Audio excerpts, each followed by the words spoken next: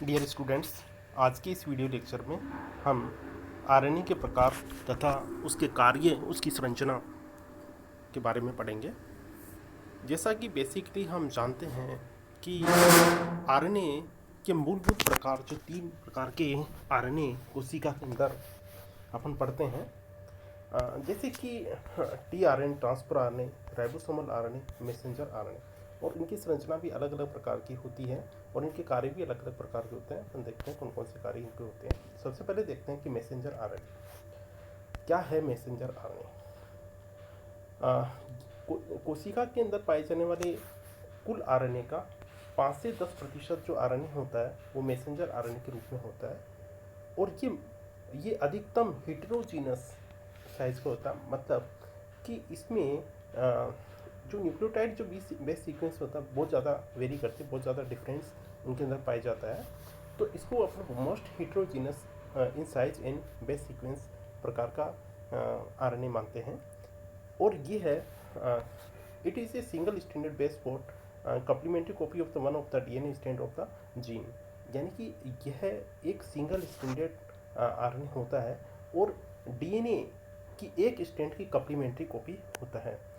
क्योंकि ये जब ट्रांसक्रिप्शन होता है तो ये डीएनए में एक जो स्टैंड है वो टेम्पलेट की तरह कार्य करता है, और उसी के ऊपर जो आरएनए सिंथेसिस किया जाता है वह एमआरएनए के रूप में होता है। और ये डीएनए इस प्रकार की जो कॉपी बनती है उसको कम्प्लीमेंट्री कॉपी कहते हैं।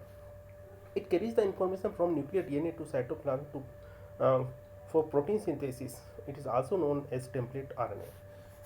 ये इसके द्वारा जो इन्फॉर्मेशन जो होती है वो कोडिंग के रूप में केंद्रक से साइटोप्लाज्म के अंदर लाई जाती है, और साइटोप्लाज्म में ये प्रोटीन सिंथेसिस में अपना रोल प्ले करता है, और इसे टेम्पलेट आरएनए के नाम से जाना जाता है। The molecular weight of the average molecule of mRNA is 50,000 and 5 lakh, and it is sedimentation coefficient is 8s। यानी कि ये जो टी आरएनए होता है उसका मोलिकुलर वेट 5 लाख डेल्टन होता है, और इसका सेडिमिनेशन कोएफिशिएंट होता है वो 8s होता है।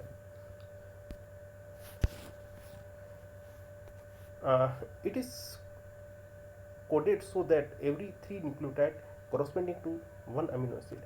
इसके अंदर जैसे ये एमआरएनए है तो इसके अंदर 3 न्यूक्लियोटाइड के रूप में कोडिंग सीक्वेंस पाई जाती है, और ये प्रत्येक जो 3 न्यूक्लियोटाइड है वो एक अमीनो एसिड को डिसाइड करता है। प्रत्येक न्यूक्लियोटाइड है वो एक अमीनो एसिड को डिसाइड करेगा। इस प्रकार कोडोन के रूप के अंदर, कोडिंग सीक्वेंस के रूप में इसके अंदर जो इंफॉर्मेशन है वो पाई जाती है। In eukaryotic cells once precursor mRNA has been transcript from DNA, it is processed to the mature mRNA. और ये टेम्पलेट डीएनए के ऊपर एक प्री एमआरएनए के रूप में सिंथेसिस होता है। एक बार जब प्री एमआरएनए बन जाता है तो इसको साइटोप्लाज्म में लाने के लिए इसको फाइनल इसकी प्रोसेसिंग की जाती है, और प्रोसेस्ड जो आरएनए होता है उसको मैच्योर एमआरएनए कहा जाता है। This remove it's introns and non coding section of the pre mRNA. देखो कि हम एमआरएनए की प्रोसेसिंग से हमारा क्या तात्पर्य, what is the mean of the mRNA processing. ठीक है, एमआरएनए प्रोसेसिंग से अपन समझते हैं। इसमें क्या होता है कि जैसे ये एक एमआरएनए है, इसमें 3 कोडिंग जो सीक्वेंस है इस तरीके से कोडोन के रूप में जो न्यूक्लियोटाइड्स है वो उपस्थित है। तो इस एमआरएनए के अंदर जो प्री एमआरएनए बनता है उस प्री एमआरएनए में 2 प्रकार के क्षेत्र पाए जाते हैं। उस क्षेत्र ऐसे होते हैं जिनको कोडोन के रूप में यूज़ किया जाता है, कोडोन के रूप में उनका उपयोग किया जाता है, और जो प्रोटीन सिंथेसिस है उसके अंदर अमीनो एसिड की सीक्वेंस डिसाइड की जाती है। इस प्रकार का जो सेक्शन है जो कि कोडोन के रूप में काम में लिया जाता है उसको तो अपन बोलते हैं एक्सोन। और ऐसे इसमें ऐसा जो पार्ट होता है, ऐसी न्यूक्लियोटाइड सीक्वेंस होती है जिनका कोई उपयोग प्रोटीन सिंथेसिस के लिए उपयोग में नहीं लिए जाते हैं, तो उनको अपन बोलते हैं इंट्रॉन्स।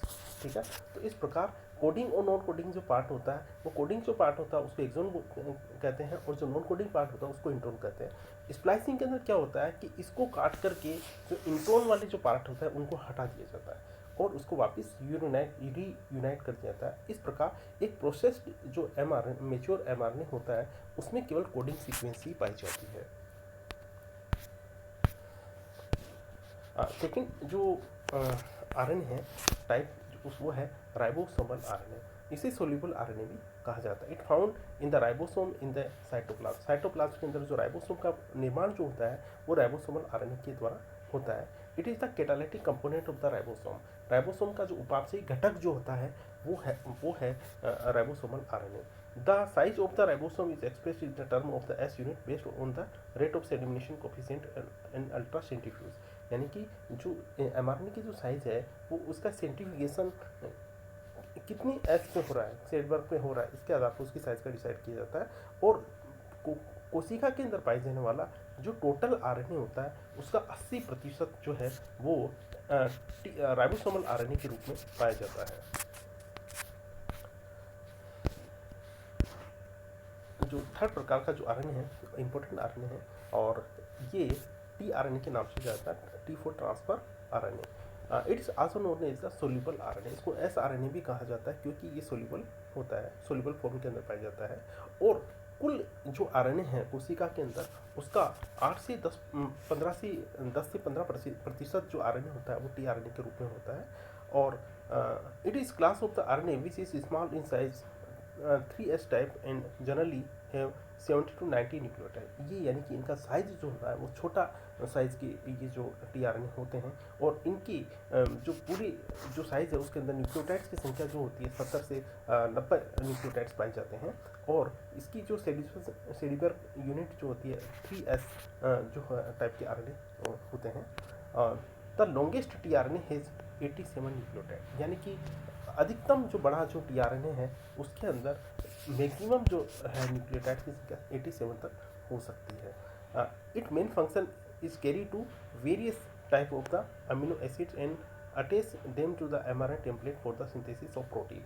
इसका मुख्य कार्य ये होता है कि जो अमीनो एसिड्स जो होते हैं जो कि कोशिका द्रव्य के अंदर बिखरे हुए पाए जाते हैं, प्रोटीन सिंथेसिस के दौरान ये टीआरएनए इन अमीनो एसिड्स को अपने ऊपर बाइंड करता है और बाइंड करके राइबोसोम तक ले जाता है। वहाँ पर फिर इनके बीच में पॉलीपेप्टाइड जो बॉन्ड है, पेप्टाइड बॉन्ड है वो बनाने का कार्य राइबोसोम की जो असेंबली प्रोटीन असेंबली वहाँ पर जो प्रोटीन सिंथेसिस असेंबली वहाँ पर किया जाता है।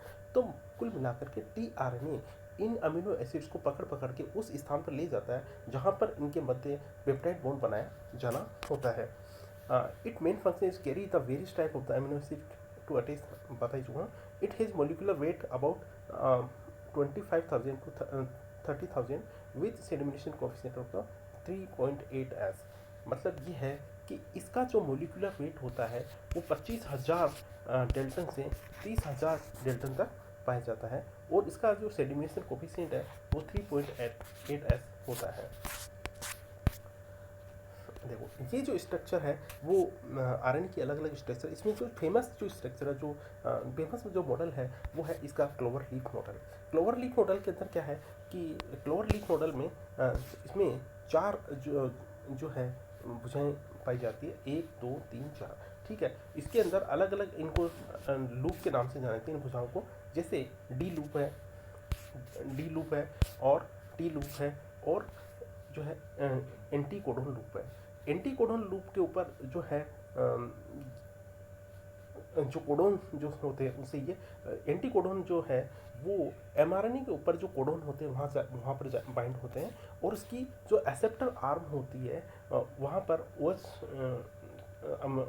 3 प्राइम पर OH ग्रुप होता है और इस एक्सेप्टर आर्म पर ही जो ACC सीक्वेंस होती है वहाँ पर आकर के जो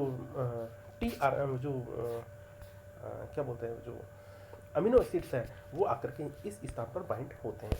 इसको अमीनो एसिड्स अटैचमेंट साइट भी कहा जाता है। इस प्रकार जो क्लोवर लीफ मॉडल है उसके अंदर 4 जो है आर्म्स अपन को इस रूप से देख सकते हैं, जिसमें डी लूप है, टी लूप है, एंटीकोडोन लूप है और एक्सेप्टर आर्म है या अमीनो एसिड आर्म है। ठीक है, देखो ये 3 मूलभूत जो आरएनए है, टीआरएनए, एमआरएनए और राइबोसोमल आरएनए के बारे में हमने पढ़ा। अब हम जिन आरएनए के बारे में पढ़ना चाह रहे हैं वो बहुत ही कम बच्चों को जानकारी होती है। अपन इसके मेन जो पार्ट है उसी के बारे में बात करेंगे क्योंकि आपके सिलेबस में इतना ज़्यादा नहीं है। तो देखते हैं, सबसे पहले देखते हैं अपन small nuclear RNA. What is the small nuclear RNA? देखो सबसे पहले पढ़ते हैं कि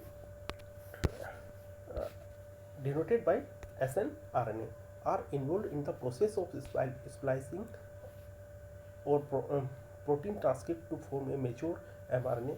snRNA form a complex with the protein to form the ribonucleoprotein particle called the snRNP.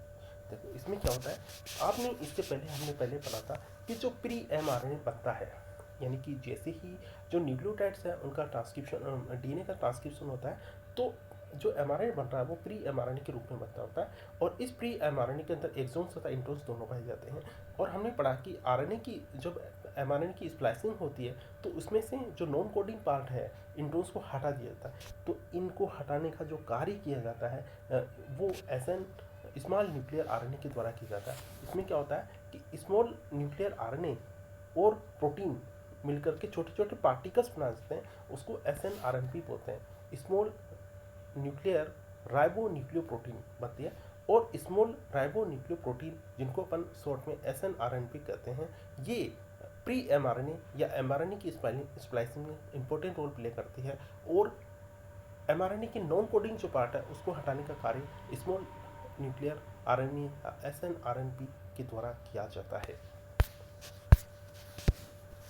Second type का जो आरएनए है उसको अपन माइक्रो आरएनए या mRNA बोलते हैं। देखो माइक्रो आरएनए क्या होता है, micro RNA short non coding RNA present into the all living organism have been shown to regulate the expression of the list of half of all human genes. These single stranded RNA exert their regulatory action by the binding messenger RNA and preventing their translation into the protein. देखो हम अगर human genome की बात करें या किसी भी genome की बात करें तो उसमें पाई जाने वाली सभी जीन के द्वारा प्रोटीन नहीं बनाया जाता है, लेकिन क्या होता है कि कुछ जो जीन है वो रेगुलेटरी जीन का कार्य करती है, और उनके द्वारा जो mRNA बनाया जाता है वो प्रोटीन सिंथेसिस के अंदर भाग नहीं लेता है। उसको प्रोटीन सिंथेसिस भाग लेने से रोकने के लिए जो आरएनए के छोटे छोटे टुकड़े उसके अंदर पाए जाते हैं, जो कोशिका के अंदर पहले से ही उपस्थित होते हैं, उनको अपना माइक्रो आरएनए कहते हैं। तो माइक्रो आरएनए का मुख्य कार्य ये होता है कि mRNA को प्रोटीन सिंथेसिस करने से रोकना, क्योंकि एक ह्यूज मात्रा के अंदर, बहुत बड़ी मात्रा के अंदर जो है mRNA सिंथेसाइज किया जाता है, और सभी जो mRNA हैं वो प्रोटीन नहीं बनाते हैं। क्यों नहीं बनाते हैं? क्योंकि इनको माइक्रो mRNA के द्वारा उनको रोक दिया जाता है। अब अपन पढ़ते हैं स्मॉल इंटरफियरिंग आरएनए, इसको siRNA बोलते हैं। siRNA क्या होता है? Small interfering RNA are the 20 to 25 nucleotide long double-stranded RNA molecule that have a variety of roles in the cell। यानी कि ये लगभग 20 से 25 न्यूक्लियोटाइड लंबे आरएनए के टुकड़े होते हैं जिनको स्मॉल इंटरफियरिंग आरएनए बोलते हैं, और ये डबल स्ट्रैंडेड के रूप में पाए जाते हैं, डबल स्ट्रैंड के रूप में होते हैं। They are involve in the RNA interference, इनका भी क्या है, आरएनए इंटरफ्रेंस के रूप में ये कार्य करते हैं। pathway where it is interfered with the expression of the specific gene by the hydrolyzing its corresponding RNA sequence into the target mRNA। यानी कि इनके द्वारा जीन का हाइड्रोलाइसिस कर दिया जाता है, यानी कि उस ग्रुप जो हाइड्रोलाइजिंग कर दिया जाता है, और उस सीक्वेंस को उसके बाद में जो सीक्वेंस है वो mRNA के रूप में चेंज नहीं हो सकती, उसके द्वारा mRNA नहीं बनाया जा सकता। तो इसका मुख्य कार्य क्या है कि डीएनए के अंदर जो जीन पाई जाती है जिनका कि एक्सप्रेशन किसी काम का नहीं है, उनको अपन उसको रोकने के लिए स्मॉल इंटरफियरिंग आरएनए जो है उनका हाइड्रोलिसिस कर देता है, हाइड्रोलाइजिंग कर देता है, और हाइड्रोलाइजिंग होने से वो जीन है अब mRNA को नहीं बना पाती है। जैसे गाइड आरएनए है, कम्प्लीमेंट्री आरएनए है, नेटिव सेंस आरएनए, तो ये अपन को मतलब इतना सिलेबस में है नहीं, तो अपन इनको नहीं पढ़ रहे हैं। अब अपन देखते हैं फंक्शन ऑफ आरएनए के क्या कार्य हैं। देखो अभी तक अपन ये पढ़ा कि आरएनए के बहुत सारे जो कार्य हैं वो है देखते हैं। सबसे पहले RNA is synthesised by the DNA for the translation of genetic information to the protein building apparatus into the cell. यानी कि जो आरएनए है उसका सिंथेसिस डीएनए के द्वारा किया जाता है, और ये जेनेटिक इंफॉर्मेशन के द्वारा प्रोटीन को बनाता है, और ये प्रोटीन जो है कोशिका के बिल्डिंग ब्लॉक के रूप में कार्य करते हैं। संरचनात्मक भाग जो है वो प्रोटीन के द्वारा कोशिका के अंदर बनाया जाता है। RNA also direct the synthesis of new protein using a genetic information to the has transported. यानी कि आरएनए के द्वारा नए प्रकार के प्रोटीन बनाए जाते हैं और जो जेनेटिक इन्फॉर्मेशन के रूप में कोशिका के अंदर काम आते हैं और अनेक एंजाइम्स के रूप में उनका यूज़ किया जाता है। MRNA is use to the transfer genetic information through the plasma membrane.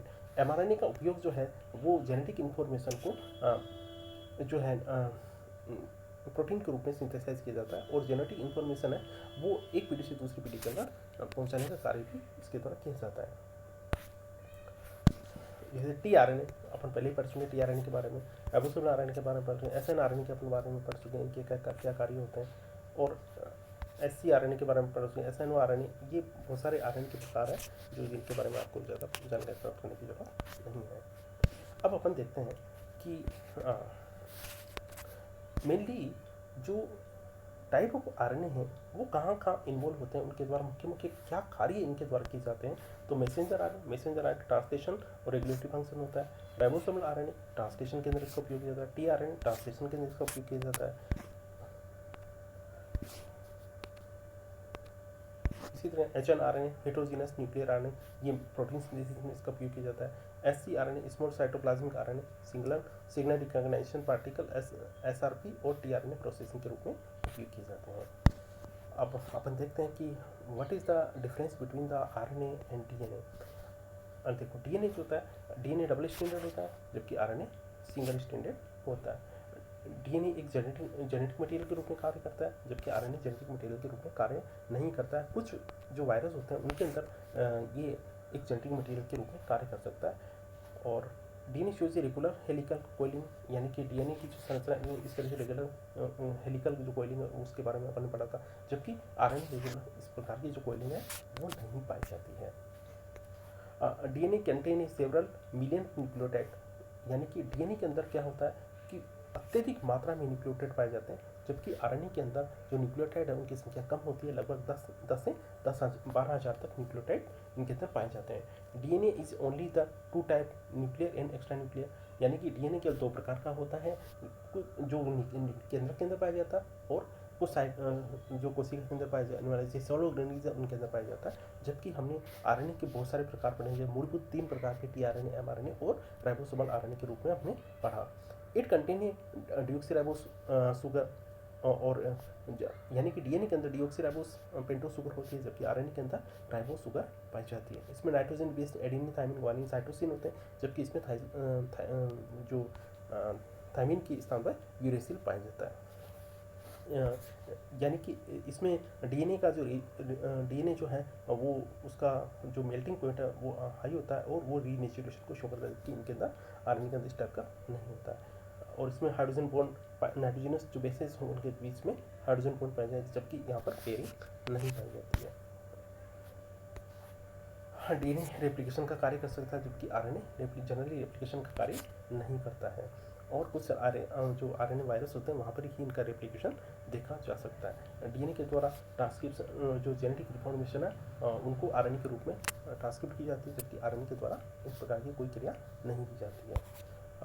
It's quantity is fix in DNA की जो क्वांटिटी होती है किसी कोशिका के अंदर फिक्स होती है, जबकि आरएनए की क्वांटिटी फिक्स नहीं होती है। तो इस प्रकार से हम डीएनए और आरएनए के बारे में बहुत सारी जो है संरचनात्मक जो इसमें स्ट्रक्चर और फंक्शनल बहुत सारे डिफरेंस अपन देखते हैं। आप इसको अच्छी तरह से पढ़िए। थैंक यू, आपके लिए काफ़ी है।